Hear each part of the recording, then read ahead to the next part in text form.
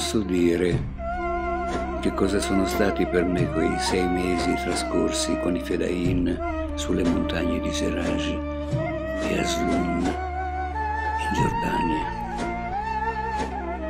Si potrebbe parlare a lungo del mutare delle stagioni, dei colori del cielo, della terra, degli alberi, senza mai riuscire però a comunicare veramente quella leggera ebbrezza, le marce tra la polvere e la fierezza degli sguardi.